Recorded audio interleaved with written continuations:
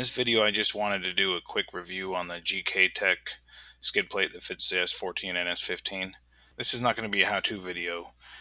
GKTech has a pretty good installation video on their website. You can visit and figure out how to install it there. It's pretty straightforward.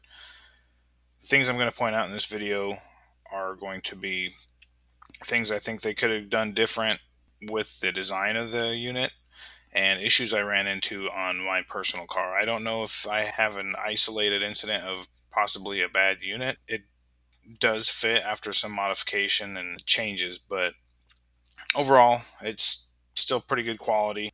Note that on this car I have the Nismo power brace, which should not affect the fitment of this because the factory plastic under tray bolted up without any issue. It should be essentially a stock replacement with some reinforcement. My biggest gripe with the design of this unit would probably be the drain plug cutout placement, or the lack of the option to change that when ordering it. I think they should at least offer one for factory oil pan placement and one for aftermarket oil pan placement, as many people that install these types of skid plates are going to be modifying their cars, and a larger capacity oil pan is a typical modification for SR20. You can see the location of the drain plug on the gritty oil pan right there. Anytime you change your oil, it's going to pour all over the skid plate. So I think that's a bit of an oversight when it comes to the design of these, as most people running SR20s are going to be running an aftermarket oil pan. Most of them have the drain plug in the same spot. Whether you're running the Moroso or Gretty, Isis, all the different oil pans generally are going to have the oil plug in the same spot.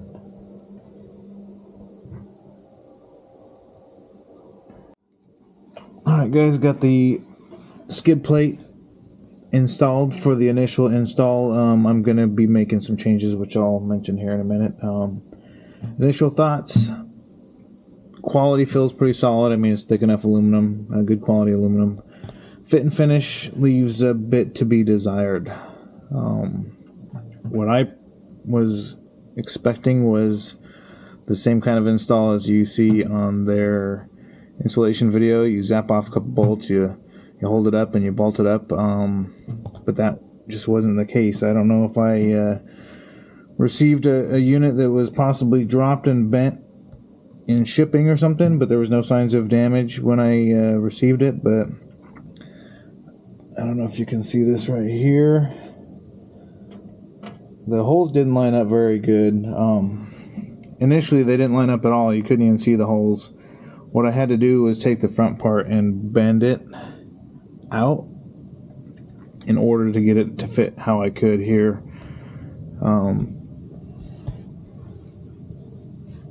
Another gripe I have is the fitment for the oil pan. I don't know if you can see that. That's about 1/8 of an inch away from the oil pan there. So if you heaven forbid you do hit something, pushes it up into that oil pan. If you have a gritty oil pan like me, it's cast aluminum. It's not going to bend, it's going to break. So this aluminum skid plate will bend, will have some give, and that's expected. So what I'm going to do is I'm going to add a couple spacers to the mounting bolts in the back to raise it.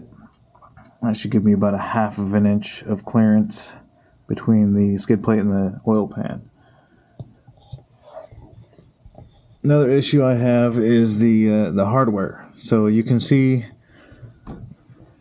these back bolts. I use the factory bolts for now. These are the bolts it comes with. They are Phillips head. I personally would not use Phillips head on something underneath the car like this, especially a skid plate, because if you do happen to skid on something, you're not going to get a Phillips head into that screw right there. You're going to have to get a Dremel and cut a notch in it or something just to get it off. So the right way would be to countersink the holes in this and use a countersunk screw or something if you were going to use Phillips head. But if not, something factory using a hex head or something similar, cap's head screw. or bolt. The front part uses your factory bolts, so you don't have to worry about that. But they are stainless screws they provide you with, but I'm going to be pulling these off, and honestly, I'll probably order some titanium screws or bolts, or I have just reused the factory ones for right now. Another issue is, this might be by design, but this is right up against my Nismo power brace. I'm also going to be doing some spacing with that too. I just don't want the skid plate to rub off all the powder coating on my Nismo power brace in the front. I'd originally thought maybe the fitment issues I had was because of the Nismo power brace, but I don't think that's the case, because the Nismo power brace bolted right up with no issues. All the bolts were fine, and the factory plastic undercover bolted right up to the Nismo power brace with no fitment issues. It uses all the same mounting holes, so it's got to be the skid plate. Like I said, maybe something didn't get bent right, or something in the jig slipped while they were making it. I think the final thing I have with this, and this was expected, this has nothing to do with the skid plate, but with the factory under tray, I had this going right up against my intercooler. So as you can see, there's a big gap. The issue with this now is any air that's going through the intercooler is now hitting the radiator and probably going to come down the bottom, because it's going to follow the path of the least resistance. That means on the highway you may get some overheating if you're not getting sufficient airflow through the radiator, so I'm going to have to go into the EMS and turn the fans on to high, even on highway speeds. What I'm probably going to do about that is I'll bend some kind of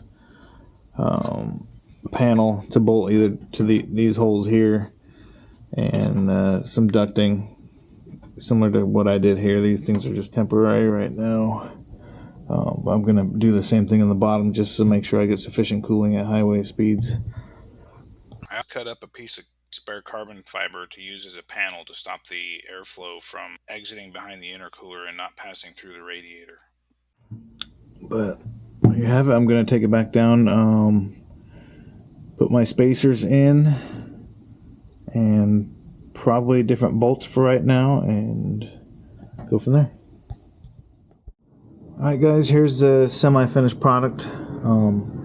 What I ended up doing is I just removed the hardware they gave with the stainless screws with the Phillips head. I put the factory bolts back in for the time being while I wait for my new hardware to come in. I'm probably just going to order some stainless bolts like this to replace. Then I added some makeshift half-inch spacers. I don't know if you can see that or not with the lighting. For right now, I'm going to have to cut some spacers. I'll just get some aluminum stock, cut it and make some half-inch spacers.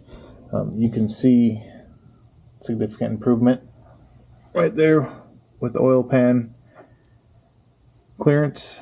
Other than that, yep, she's all done. For the finished product, you can see I installed these half-inch aluminum spacers. This gives a proper clearance from the skid plate to the oil pan I was worried about.